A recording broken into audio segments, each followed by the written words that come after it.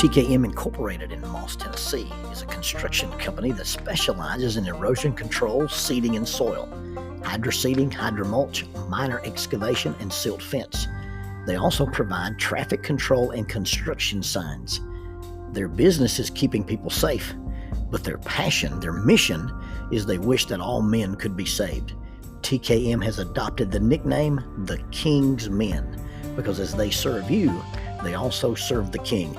If they could provide any of their services for you, please contact them at 931-243-3958. That is 931-243-3958. Or you can contact them on the net at tkminc2001 at twlakes.net. That is tkminc2001 at twlakes.net.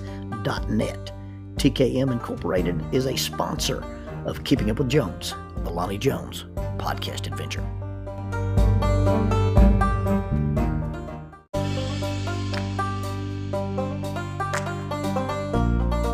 SJ&L General Contractor specializes in asphalt, demolition, concrete finishing, and heavy hauling. This family-owned business is licensed in Alabama and Tennessee. You can contact them for any of your construction needs. 931-433-4660. That is 931-433-4660, or 3Ws and a dot, sjnl.com, www.sjnl.com. SJ&L General Contractor is a sponsor of Keeping Up with Jones, the Lonnie Jones podcast adventure. I used to go for a run every Halloween at midnight, and part of my jogging course at midnight would take me through a small cemetery. I guess I just wanted to confront the fact that I wasn't afraid of those kinds of things. I'm not afraid of legends. I'm not afraid of heffalumps and woozles. I've seen two things in the dark that I could not explain. I was a boy in Oxford, Alabama, lived at 127 Williamson Street. And this is the woods that connect us to Hell Street. And a little boy that I was friends with, a kid named Shannon Wade, had come out of the woods one afternoon. And he said he'd been up in the woods and he'd seen something that terrified him. This was a tough little red-haired kid. We were good friends. We played a lot of football together in the backyard. I was a little older than him. And he came out of these woods telling me he'd seen something. At first, I thought he was just trying to get my attention because one of my friends from school was there and we were playing by ourselves. We weren't involving the neighborhood kids. And Shannon came out of the woods and he was crying. Tough little red-haired guy. And whatever he'd seen had frightened him to the point that it brought tears. So we went exploring. We spent the better part of a Saturday roaming around the woods that go underneath the bridge at Quintard Avenue. And I found an exceptionally large claw, or maybe a tusk off of a hog. I don't know. It was a large curved thing, and it was hollow. It was almost like a fake fingernail, but it was not fake. It was organic. And then about 8 feet up in a tree, against the bark of the tree, we found this remarkably large swath of tangled black hair. The guy that was helping me look for the creatures went home. It was just about dusky dark. It was that time of day when you can see, but you can only see outlines. And my dad came into the living room and said, "Hey, your creature may be out there. The dog's pitching a fit." And I walked out the back door and down the little steps and looked across our yard, and there was a fence and an empty lot. And behind the fence and the empty lot, there was something moving. It was scrambling around in a trash pile, and it was definitely humanoid in shape. It could have been a bear, could have been a homeless person. But as I ran toward the backyard trying to get my dog to growl at it or bark at it, she tucked her tail. We had a German Shepherd Collie mix named Lassie. She tucked her tail and went back to the porch and whined. This thing stood up, turned toward me, and silently walked up the hill and into the woods. And to this day, I don't know what it was. It was large. but it could have been a big homeless guy. It could have been a small bear. I just don't know what it was. On another occasion, we lived on Coleman Road, and we lived at the end of this gravel road, and this is where the house was surrounded by 2 pine thickets, a large dirt field that ended in a bank, and then woods and woods and woods and fields behind it. And we played this silly game. It was my brother and I and a guy named Tommy Meredith. And what you do, you go out into the dark and you drop a Frisbee. And the other 2 guys would look for the Frisbee using a flashlight, but you could only blink the flashlight. You couldn't turn it on and scan it, and you had like 10 blinks to find the thing. And if you could capture the Frisbee and get back without getting tagged, then you won a point or you won the game or something. And so we were out here in the dark between the 2 pine thickets in this big open dirt field, and it was a red dirt field. And out of the woods to my left, I saw an anthropomorphic figure, a humanoid. It crept out into the middle of the field, and it was in a crouch, and it stopped and almost took like a 3-point stance, but it was different than that. It was like it was squatting, and the tilt of the shoulders turned like it was looking at me. And then it loped on, and I lost it in the dark because it was not in the direct shaft of the moonlight. And then we blinked our lights, and we found the Frisbee, and Tommy tried to catch us, and we ran back to the house. And it was a cool evening, and the fog was coming off of our breaths, and we were breathless and laughing and cutting up. And I told Tommy, I said, well, I saw you when you came across the field. And Tommy said, I didn't go across the field. And someone or something was out there in the dark with us moving around. And it never made a sound. And we don't know what it was to this day. And it's not the overactive imagination of a boy. These are the things that I saw. At least to the best of my knowledge, that's what I saw. And I've never been able to explain them. Now, I don't believe in ghosts. The only ghost I ever saw, I tackled. I was on a hayride. I was a part of a church youth group, and I was still a student in school. And we had gone on a hayride out to Shinbone Valley on the backside of Cheahaw Mountain, up the end of the road at Nubbin Creek. And we were on Mr. Pee Wee Turner's farm. And some guy was out running around in the dark dressed like a ghost, and I tackled him. He had come by the window where the ladies were preparing the snacks, and they had screamed. I'd run into the kitchen and asked the ladies what had happened. They said, we saw something go by the window. I said, what did it look like? They said, it looked like a ghost. The second time they screamed, instead of running into the kitchen, I ran outside and ran around the house, and sure enough, there was my ghost. And he was running from me, and I was running toward him, and I got close enough that when he stopped to go over the fence, I drilled him with my best imitation of a John Matuzak field tackle, and we hit the ground with a thud. I thought I was supposed to pass through a ghost if I dove at one, but I didn't. I nearly ran through him, but I didn't pass through him, and I nailed him. He hit the ground, and the sound came out that was not really human. He goes, Lonzo, it's Willie. And it was one of the gentlemen from church named Willie Nyland, and I tackled him. The only other monster I've ever tackled, and I guess thrown would be a better word, is I was at the Estillfork. And I had a group of kids there at the Paint Rock Valley Lodge and Retreat. Now, this is way up in the Estillfork, and it's an old satellite relay station. They still have the big satellite dish there on the property, and a white owl lives in it. And I've spent the night with some guys in some hammocks underneath their shed and listened to those owls cut up all night. But we were in the den of the lodge, and Mr. Edley Prince had 2 sons. They were in high school, and they were good boys, but they were boys. And so I'm sitting inside the lodge talking to the kids from the youth group, and they come inside, and one of them said, hey, Mr. Lonnie, we've got a deer caught in the fence. Can you help us? Well, instantly I wanted to help, and I got up and I started out into the dark with these guys. And I should have known better. These are country boys. They're raised in Paint Rock Valley. They don't need my help. But I went out with them and crossed the yard in the back of this old hunting lodge and was getting deeper into the darkness. And we got right beside a wood pile. And just when we got beside the wood pile, that's when the werewolf came out of the wood pile. The loup-garou, the lycanthrope. The word werewolf means man wolf, and that's what this was. It wasn't a wolf, and it wasn't a man. It was a humanoid, and it was wearing overalls, these big brogan boots, had these massively furry hands with claws, and this big, huge wolf head, and it charged me. Well, I didn't run, I turned to face it.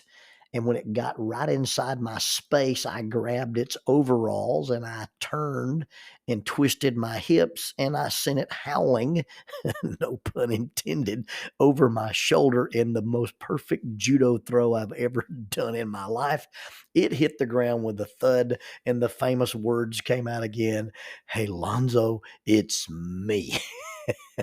And the only two monsters I've ever really encountered where I could put my hands on, I tackled them and threw them. The other two things that I saw in the dark, I don't know what they were, and we'll probably never find out. I I just don't get upset by those kind of things.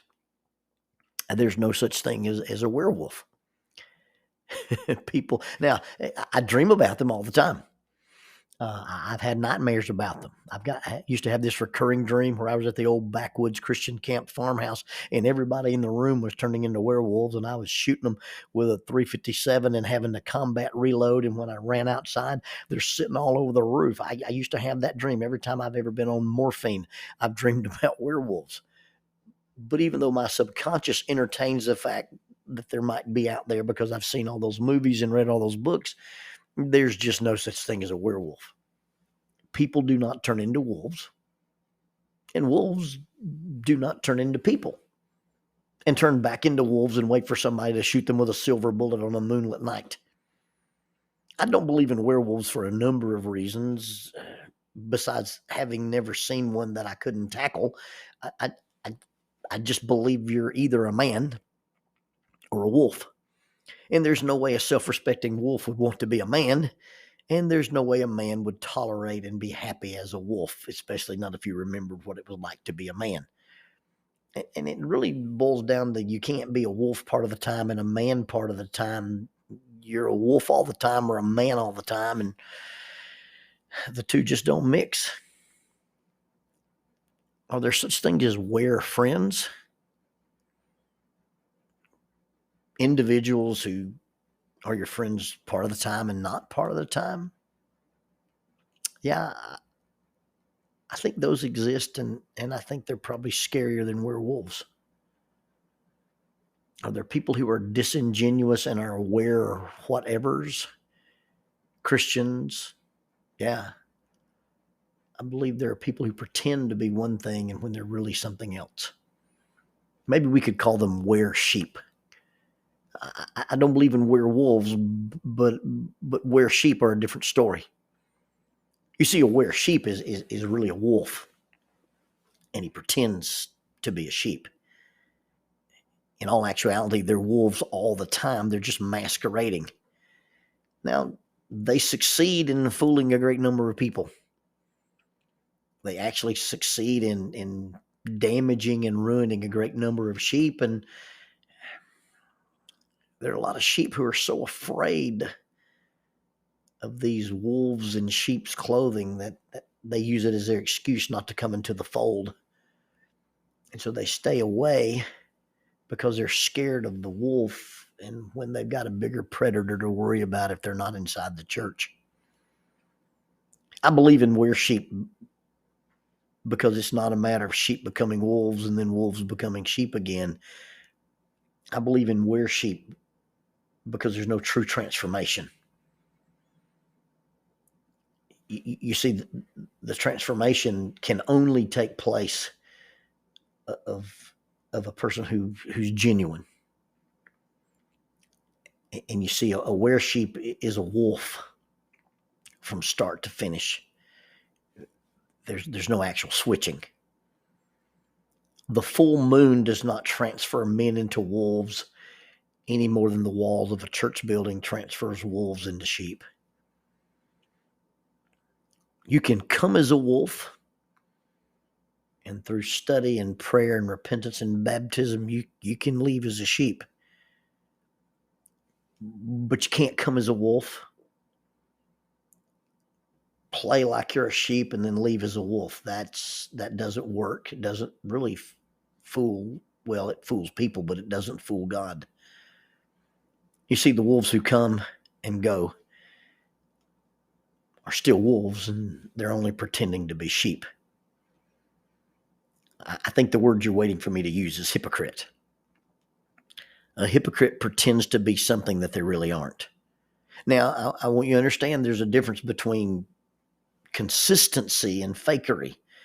There's a difference between wanting to be something and yet not having the maturity or the time to achieve it, and yet trying to live that way in spite of the fact that you haven't yet arrived. But there's a difference in pretending to be something and acknowledging that you're becoming something. A hypocrite pretends to be something that they aren't, and they try to pass themselves off as genuine. Now, maybe it's harsh to use the word hypocrite, but let me just ask, if I say that I believe in something but don't live by what I believe, what am I? If I say that I love you but behave selfishly all the time, what am I? If I claim to love God but don't follow his instructions, what am I? If I say that I love God but won't speak to my brother, what am I? If I say that I love God and won't help my neighbor, what am I? If I say I love God and don't do right by my family, what am I? You see, a person can't be a wolf, and a wolf can't be a person. A sheep can't live like a wolf, and a wolf can't be a sheep. You can't be both. You're one or the other. Now, are sheep inconsistent? Are sheep imperfect? Do sheep make mistakes? Yeah, that's why we have a shepherd. Do wolves pretend and wear wool? Yeah, that's another reason we have a shepherd. And it's unfortunate that the wolves don't really get a lot of control down here. There's not a lot you can do about hypocrisy. There's not a lot you can do about people who are disingenuous. There's not a lot you can do about people who are duplicitous. You just got to be able to recognize them. The wolves run free down here. But remember, there is one place, guaranteed, that only sheep will enter. And there's another place, guaranteed, and it's a place reserved only for the wolves.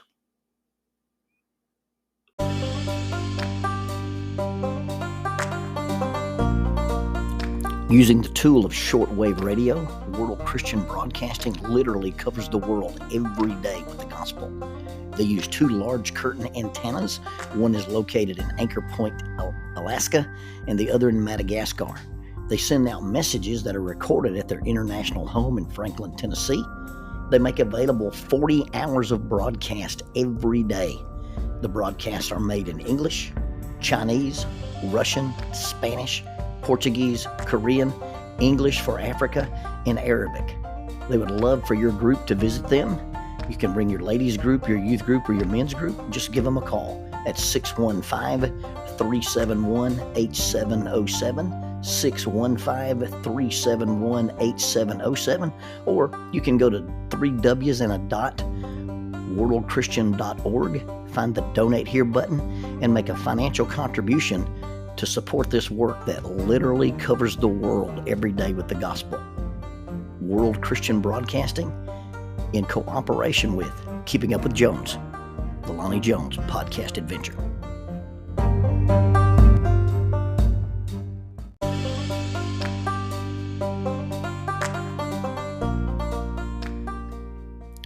Keeping Up with Jones, the Lonnie Jones podcast adventure, is sponsored by us. What? We sponsor ourselves? Is that even legal? Check us out on Amazon. You can have access to the titles of Pedagogue, the youth ministry book by Lonnie Jones, Cognitive Spiritual Development, a Christ-centered approach to spiritual self-esteem, Grappling with Life, Controlling Your Inside Space, a small essay using the principles of Brazilian Jiu-Jitsu to talk about psychological and emotional self-defense, If I Were a Mouse, a children's book written and illustrated by Lonnie Jones, and then The Selfish Reel, a very short story about a decision. Also, you can check out our YouTube channel to see archived lessons and presentations from across the country, some videos with rope tricks and knots. Don't forget to visit the Facebook page 550 Guys to learn about the little rope men that we make and that we invented and that we make. And then be sure to click like, subscribe, and share. This is Keeping Up with Jones, the Lonnie Jones podcast adventure.